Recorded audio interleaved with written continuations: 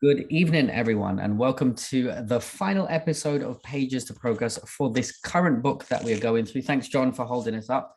The Knowledge of the Holy by A.W.Tozer.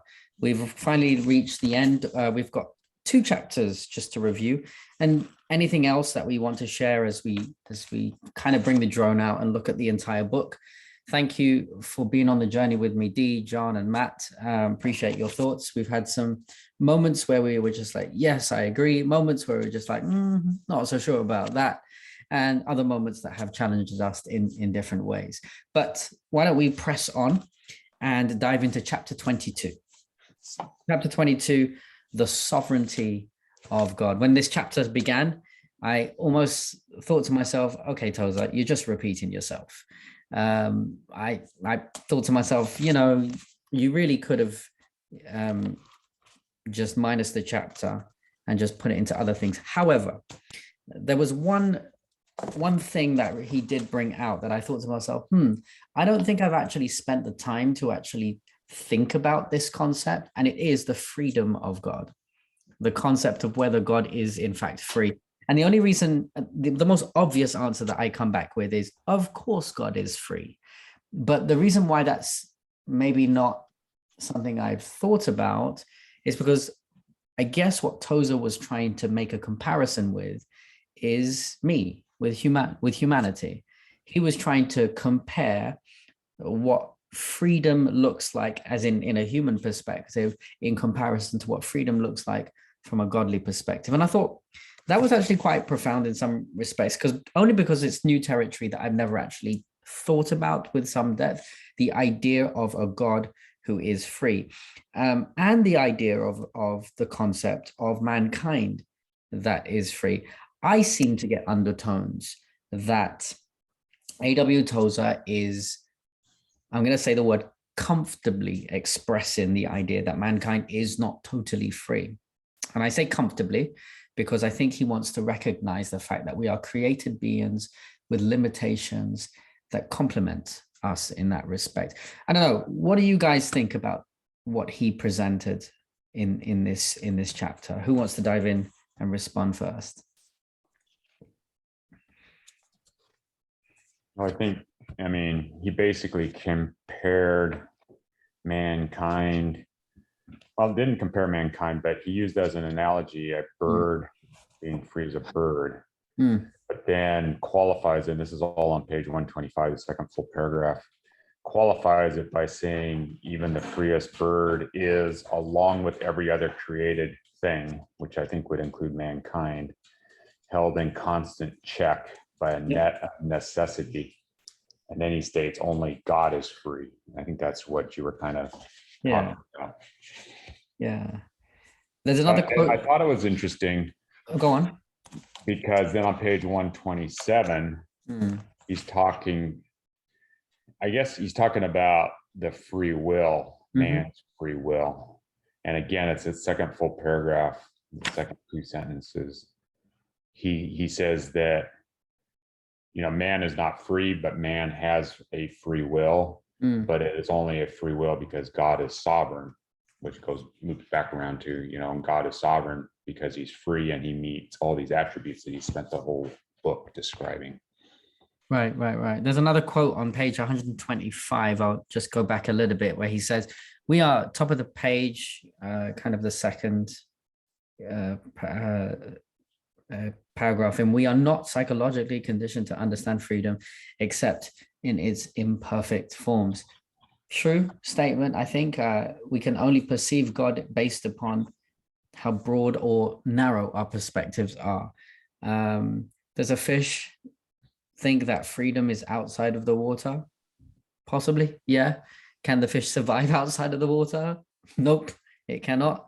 And I think that's a similar concept with us in the respect of, there are certain limitations that we have been created with, and therefore our idea of perfection is somewhat limited within how we have been created. However, God is not subject to those limits. God is simply undefinable, and he can exist in any space, in any time, in subject. Space and time are never been something that God is confined by. Anyway, I thought that was quite interesting as he discussed that. Yes, I do think he was focusing more upon the moral choices that man makes on a daily basis.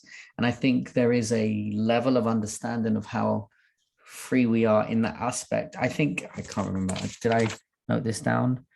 I can't remember where he says it. I'm going to paraphrase it, but I think he was trying to say the mere evidence that we have free will is evidence that of God's sovereignty. And the fact that he allows us to be able to make our own. That's literally what that is something that he has designed and created and wants for, which is sometimes a bit difficult to get your head around. But I think I agree with that statement, definitely. Any other thoughts from this chapter? So, yeah, I mean, sorry, I want to give Matt and Darlene a chance to talk, but this chapter actually did kind of, again, I thought it was going to be some more of the same, basically. Mm-hmm. But in a lot of ways, it's the sovereignty of God is kind of a summation of all the attributes of God. And he's talking about two problems on page 126 and 127. One being the presence of evil. How does that fit in? Which is kind of a little bit of a mind warp when you really start thinking about it. But then the other one is what I want to kind of touch bases on, and it's clear at the very bottom, that paragraph that goes on to page 127. He says, if God rules his universe by his sovereign decrees, how is it possible for man to exercise free choice? And then the next question is, and if he cannot exercise freedom of choice, how can he be held responsible for his conduct? It made me think about what does it mean to be created in the image of God. And I think God is ultimately free, and that's what gives him the sovereignty. And maybe being created in the image of God is being given at least a portion of freedom, which comes with a responsibility and a complete and total fail in the Garden of Eden, which has led to this world being what it is now and where we are now.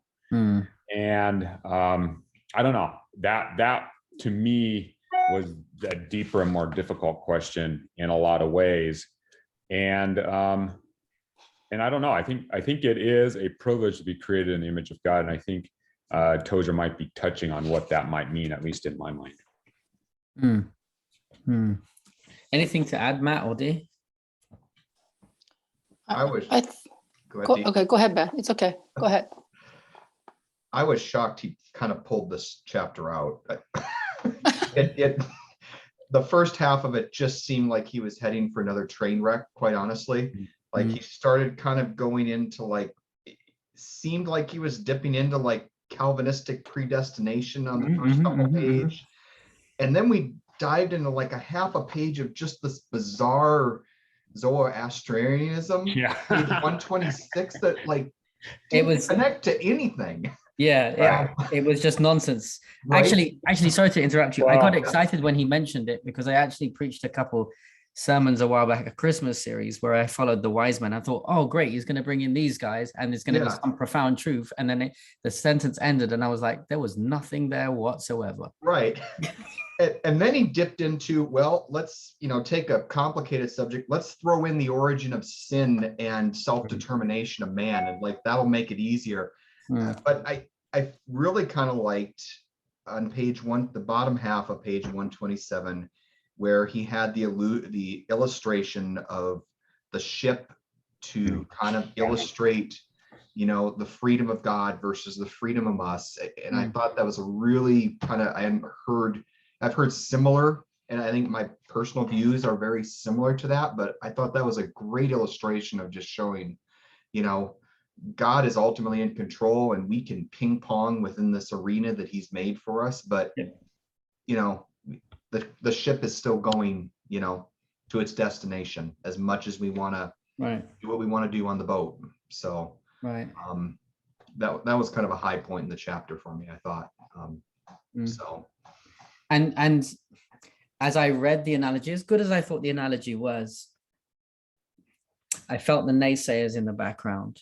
I felt I felt like the atheists or the agnostics responding to this, and I thought to myself, I almost heard them thinking, yeah, but why do you need to be restricted to that arena anyway? You should be free to be able to explore other arenas as well. And essentially what I'm hearing, I think, is a desire to be God. That's essentially what I think I'm hearing. I'm thinking people who are uncomfortable with the arena that God has set up, the garden that God has set up for humanity to exist and enjoy and flourish and grow and all these different things. The dissatisfaction of that is rooted in the idea of someone who wants to be like God.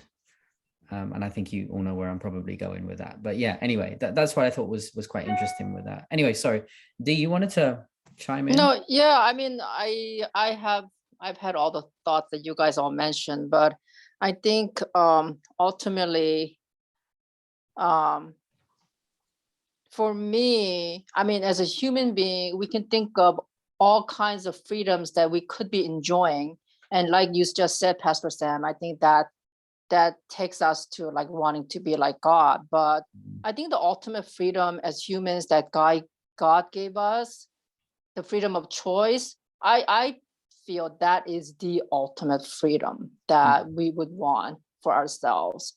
Because when we know that when that is taken away, we throughout the history, when we see things in our history that has happened where a man's freedom is taken away, what can happen, right?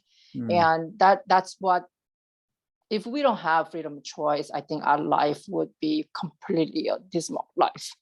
And I think because, as this chapter said, because God is sovereign, he is able to let that control go and give us that freedom of choice. And that is the ultimate, that's why he's the God. Because when we look at, all, even just when we bring it down to our own level as a human being, when we look at all these powerful men in history, they wanted control, right? Because they didn't have that ultimate sovereignty that they were desiring. They could never have that. So they try to get it by controlling people. But God, being the true sovereign God that he is, a true king that he is, he gave us that freedom of choice. And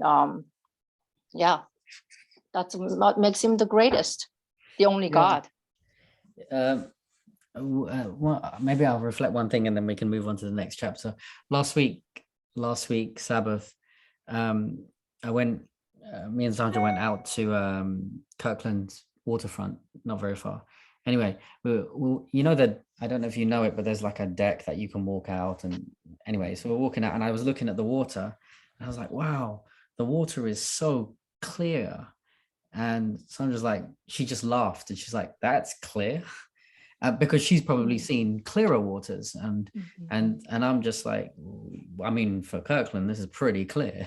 But it was just a really interesting dynamic because in that moment, what I saw was a semblance of perfection, if you were, but it was so limited because of what I'm used to, the waters around here being clear, and yet her expectation of clear water was completely different to me. And I guess to kind of tie in our Adventist picture is this idea of a God, a sovereign God, who is essentially going to recreate everything back to how it was.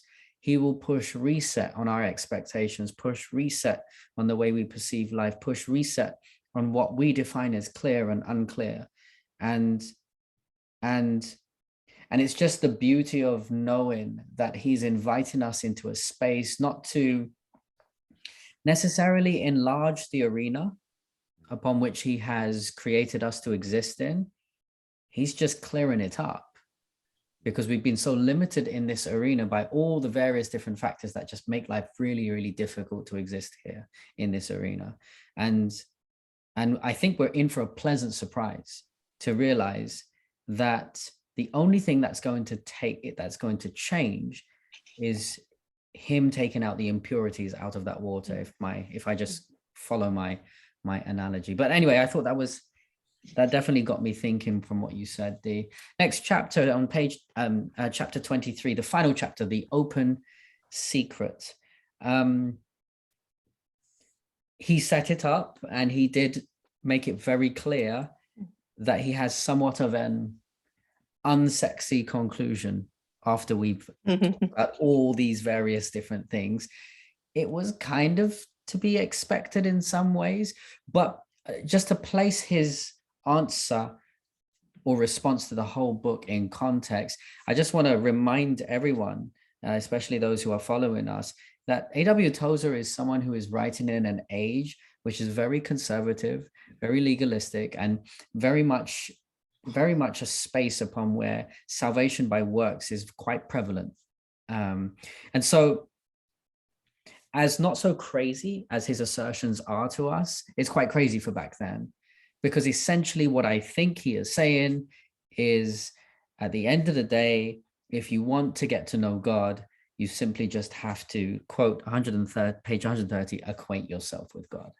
Basically, it boils down to relationship and the idea of just pulling into him very closely. And he gives a number of practical things, well, practical, non-practical things that he lists, which we can pull out a couple of things. But I think his conclusion in a nutshell is, when all is said and done, it really does boil down to how much time you decide you want to spend with this God to get to know him. That's my initial reaction.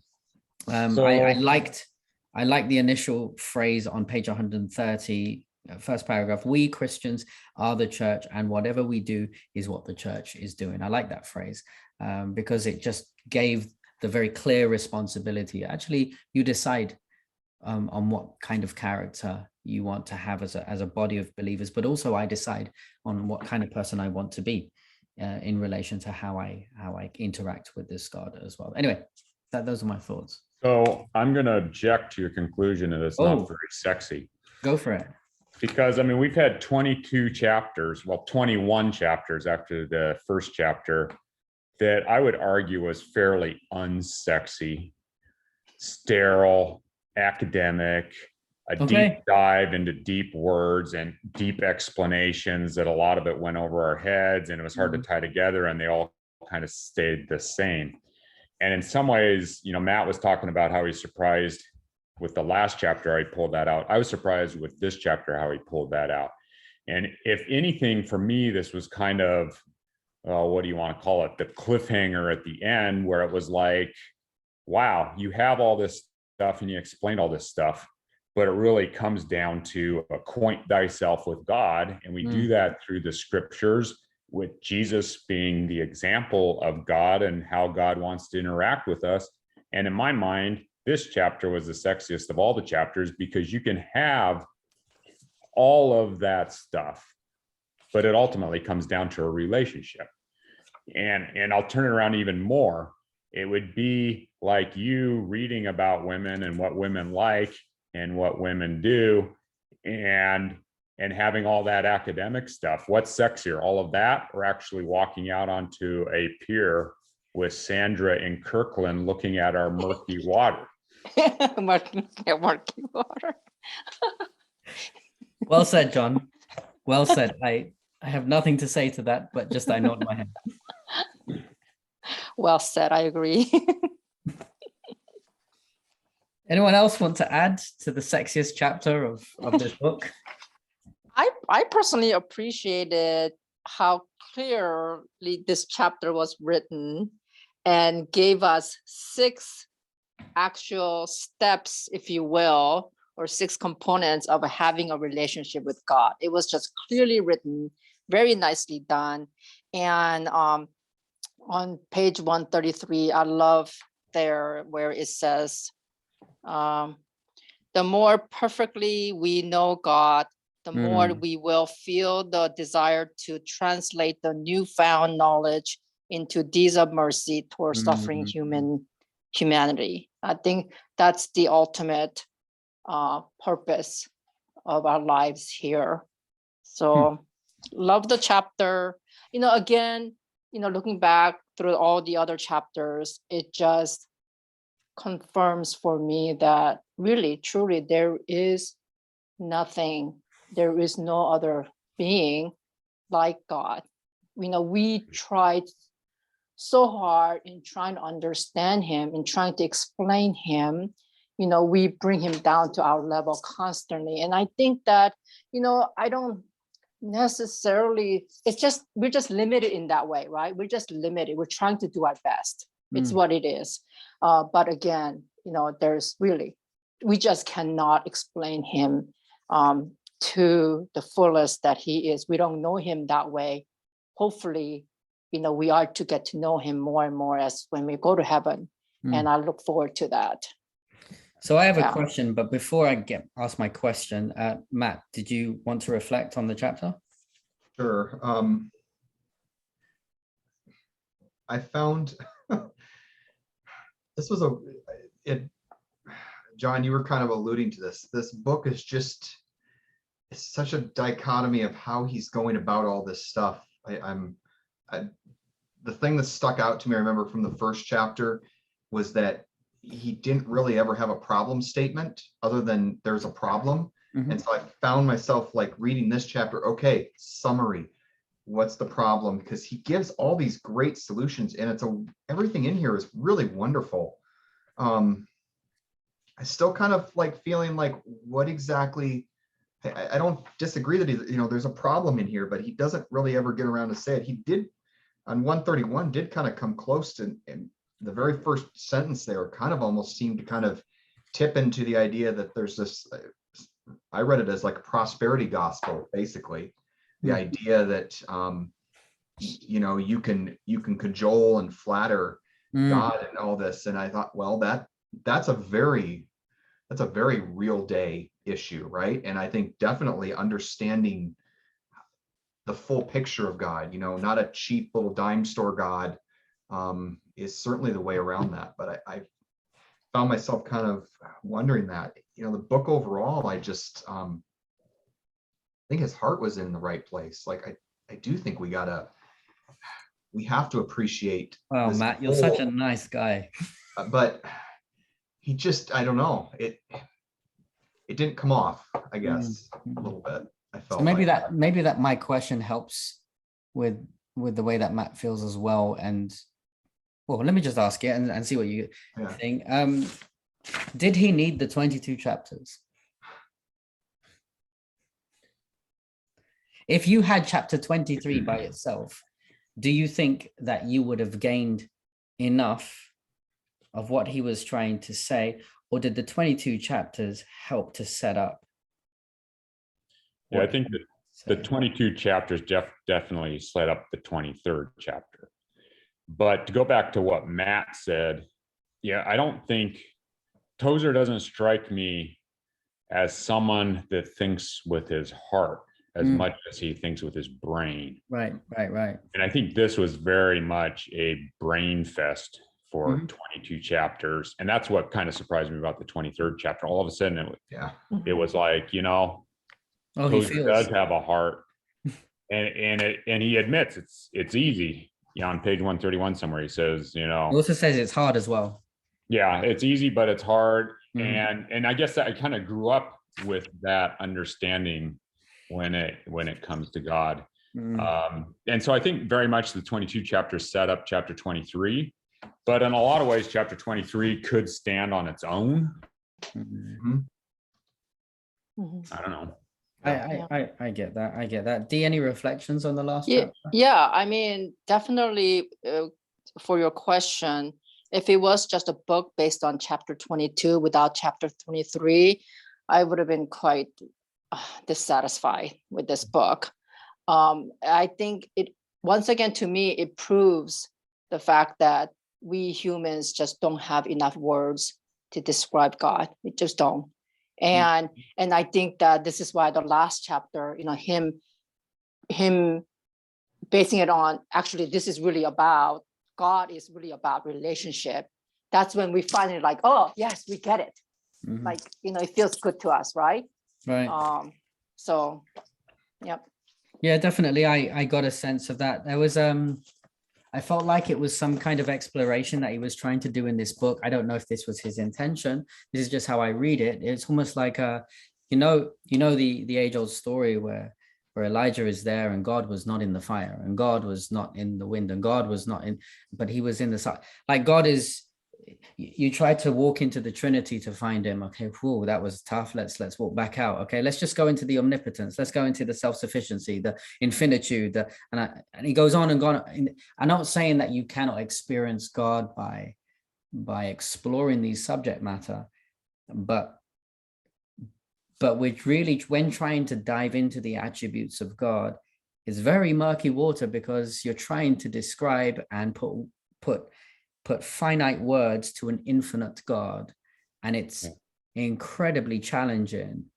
And actually, the place where you get the most meaning, I think all of us can probably share that and say, is in the quiet moments where we have, the best I can say is felt God. It's in the moments for you and your families, with your family, your kids, or someone that you love, or someone that you're close with, or it's in the moments where you read a passage and it hits you, wow, he loves me.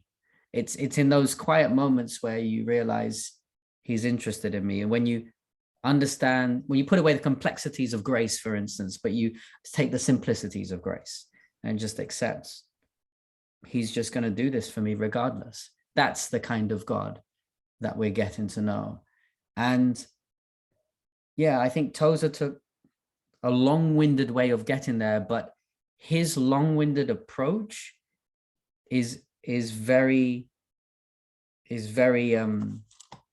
I think that's much like how we approach our walk with God in many different ways. Sometimes we can be quite long-winded in how we come across to God, until God needs to just bring us down to the simplicity of, unless you can understand me like a little child understands me, or see the kingdom like a little child understands, then you won't be able to really go very far. And I think that in the essence of it, children are so blatant and so obvious, and they'll just say what's on their mind. And for us, we'll submit a dissertation and then defend it. And I think there's definitely some value in that, as I see in my own life, of seeking out the simplicity of a relationship with God, which is quite powerful. Anything else anyone wants to add before we wrap up? Okay. Well, it's been an interesting journey looking at the book, The Knowledge of the Holy by A.W.Tozer. If you've been following us, we hope that you've had some things to think about. You've been pushed in different directions. It's up to you if you want to try and read with us and continue that whole journey again, or just catch the snippets of our conversations. We are going to end this series with this book, and we are going to start a brand new book in 2 weeks. That's the plan. We're just going to have a small break, and we'll be back with you with a new book in 2 weeks. We look forward to that new journey with you, and we'll be publicizing what that book is so that you can join us on that journey. But this is us saying good evening here on this Friday night, from Matt, from John, from Dee, and myself. May God bless you until we see each other again. Bye.